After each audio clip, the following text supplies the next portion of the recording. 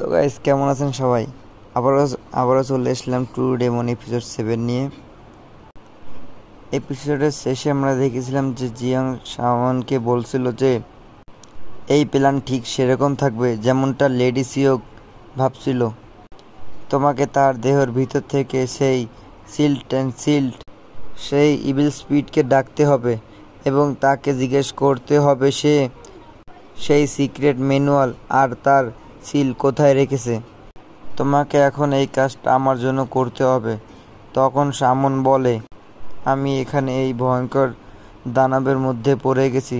তাদের মধ্যে কোনো চিন্তা নেই ম্যানুয়াল মাস্টারের বিষয়, তারা শুধু তার গোপন বিষয়গুলো জানতে চায়।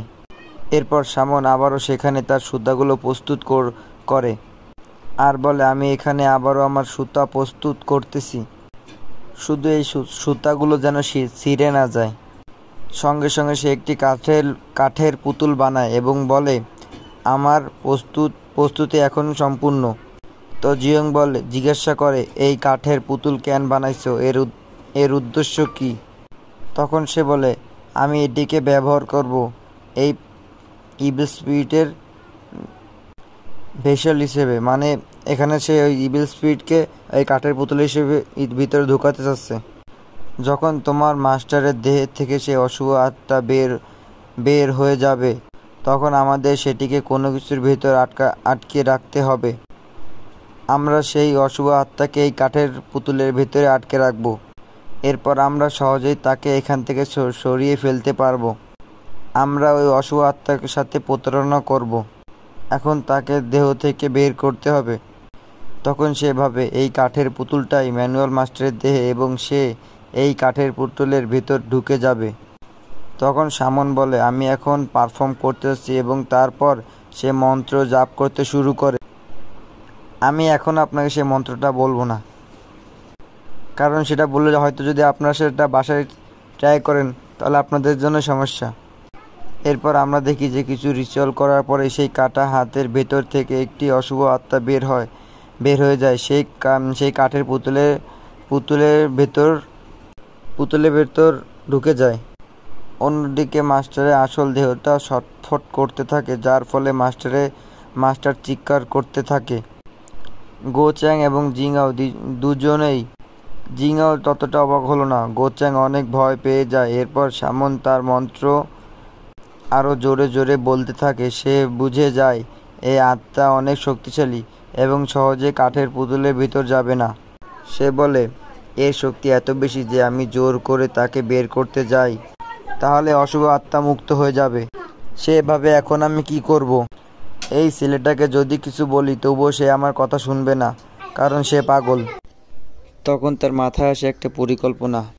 আমি তো আমার তাবিজ দিয়ে বাঁচবই, কিন্তু যদি আমি এই আত্মাকে এই ছেলের দেহ ঢুকে দিতে পারি তাহলে আমিও এখান থেকে পালাতে পারবো। তখন সে বলে, গার্ড তুমি এখান থেকে চলে যাও। সে গার্ডকে বলে, তুমি এখান থেকে চলে যাও, তুমি এখানে থাকলে তবে তোমার অনেক বিপদ হবে। এরপর গোচাং সেখান থেকে চলে যায়। তার যাওয়ার পরে শামন আবার সে মন্ত্র জাপ করতে শুরু করে। সে এখন জোর করে আত্মা বের করার চেষ্টা করে।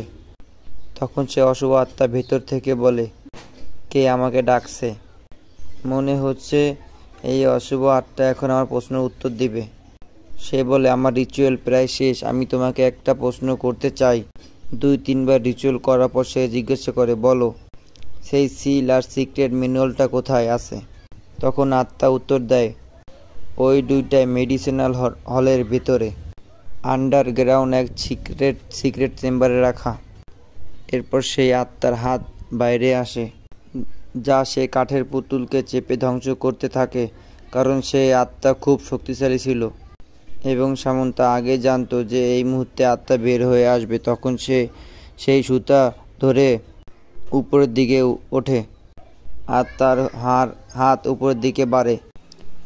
শামন তখন জিয়নকে বলে, তোমাকে এখন এই সুতা কেটে ফেলতে হবে, কারণ সে আগে থেকেই পরিকল্পনা করে রাখছিল।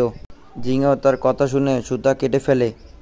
এই সুতাটা কেটে যাওয়ার পরে জিংয়ের হাত সোজা মাটিতে পড়ে যায়, কারণ দড়িটা তার পায়ের কাছে পড়ছিল।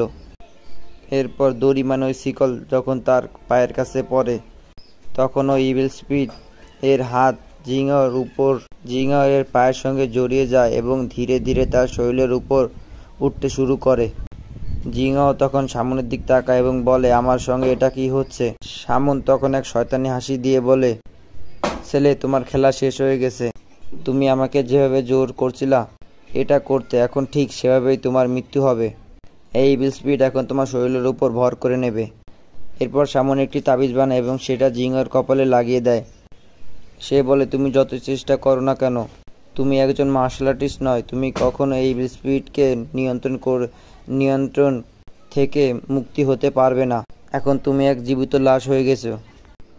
তারপর সামন আবার বসে কিছু রিচুয়াল করতে শুরু করে তাবিজের ওপর। সে বলে, আমি আমার মিশন পূর্ণ করেছি।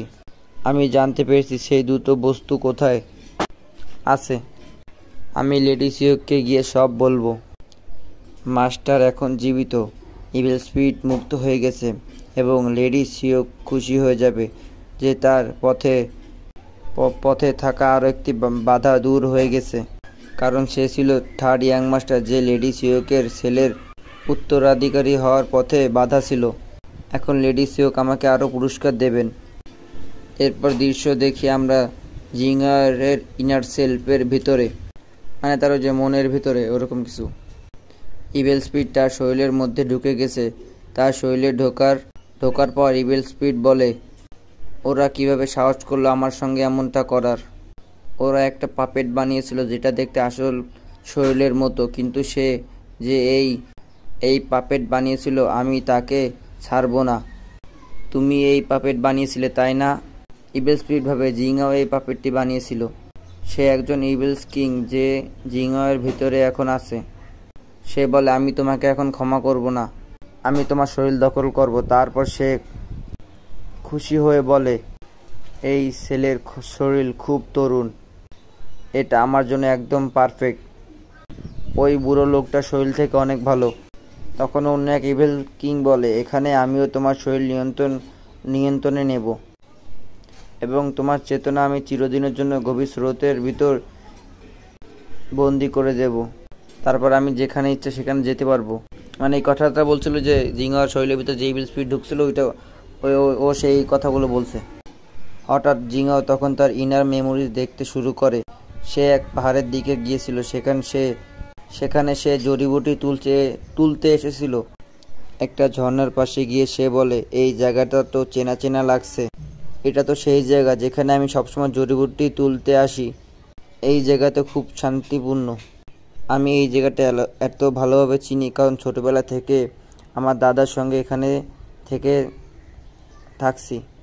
আমি ওনার সঙ্গে বা একা এখানে পানি তুলতে বা জড়িবুটি নিতে আসতাম। তারপর সে বলে, কিন্তু আজকে এখন কিছু অদ্ভুত লাগছে। সে পানি তোলার বালতিটা নেয় এবং বাড়ির দিক রওনা দেয়। সে ভাবে, আজকে এত অদ্ভুত কেন লাগছে? হঠাৎ সে দেখে সামনে ধোঁয়া উঠছে। সে দেখে আগুন লাগছে, যেটা তার দাদার বাড়ির দিকে। সে ভাবে, এটা তো আমাদের বাড়ি, গ্র্যান্ডপা। সে দৌড়তে শুরু করে। যখন সে বাড়ি পৌঁছায় তখন সে পুরো বাড়ি পুড়ে গেছে এবং তার দাদা কাটা শরীর সেখানে পড়ে আছে। জিঙ্গাও কাঁদতে কাঁদতে বলে, কে করছে এমনটা আমার দাদার সঙ্গে? সে কাঁদতে থাকে আর তার দাদাকে জড়িয়ে ধরে। তখন ইভিল কিং তার পেছনে এসে দাঁড়ায়। সে বলে, এখন আমি বুঝতে পারছি এই ছেলের জীবনের সবচেয়ে বড় ইচ্ছা কি। সে বলে তার দাদাকে হারিয়েছে এবং আবারও দেখতে চায়। সে ভাবে যদি আমি তার চেতনার ভেতর তার দাদাকে ফিরিয়ে দিতে পারি তাহলে আমি এই ছেলেকে পুরোপুরি আমার নিয়ন্ত্রণে নিয়ে আসতে পারবো। তখন ইভিল কিং তার শক্তি ব্যবহার করে আর জিঙ্গা চোখ বন্ধ করে। যখন সে চোখ খোলে দেখে তার দাদার সামনে জীবিত দাঁড়িয়ে আছে। তার দাদা বলে, তুমি ওই বুড়ো লোকটা সাহায্য করবে না? বেটা, তাড়াতাড়ি আসো, আমার সাহায্য করো। বসে কি করছো? জিঙ্গা ভাবে, এটা কি? এ তো আমার দাদা, কিন্তু উনি তো মারা গেছে। ঠিক সেই সময় ইভিল কিং তার মনে পুরো নিয়ন্ত্রণ করে। তাকে দেখায় যে তার দাদু সত্যি বেঁচে আছে। সে দৌড়ে গিয়ে দাদুর সঙ্গে জড়িয়ে ধরে এবং কাঁদতে শুরু করে আর বলে, দাদু দাদু আমি আবারও আপনাকে আবার জীবিত দেখে খুব খুশি। তখন দাদু বলে ধীরে, তুমি তো আমাকে জড়িয়েই ফেলে দেবে। তখন আমাদের জিঙ্গাও তার দাদুর সঙ্গে জড়িয়ে আদর করছিল। তখনই ইভেল কিং বলে, এই তো তোমার মনের দুর্বলতা। মানুষ সবসময় তার অতীত নিয়েই থাকে। যতদিন না তারা তাদের অতীতকে উইল পোকার মতো খেয়ে ফেলবে, ততদিন তারা কখনো ততদিন মানুষ কখনো উন্নতি করতে পারবে না। সরি গাছ, একটু ভয়েসে একটু ঝামেলা হওয়ার কারণে সরি, দুঃখিত। ইভেল কিং বলে, তুমি যতদিন তোমার দাদুর স্মৃতিতে আবদ্ধ থাকবে ততদিন আমি তোমার শরীরে নিয়ন্ত্রণ নিয়ে নেব। তো গাইস, এখানে আমাদের 7 এপিসোড শেষ হয়ে গেল। পরবর্তী এপিসোডে দেখা যাবে জিঙ্গাও কি এত সহজে ইভিল কিংকে তার শরীরের উপর নিয়ন্ত্রণ করতে দেবে, কারণ জিঙ্গাও নিজেও একজন মনস্টার, আর এত সহজে এই ইভিল স্পিরিট কি তার শরীরের উপর নিয়ন্ত্রণ করতে পারবে। তো এটা দেখার জন্য নেক্সট এপিসোডেই আমাদের দেখতে হবে। এই জন্য এর মধ্যে সবাই একটু সাবস্ক্রাইব, লাইক করে দেন আর শেয়ার করে দিন।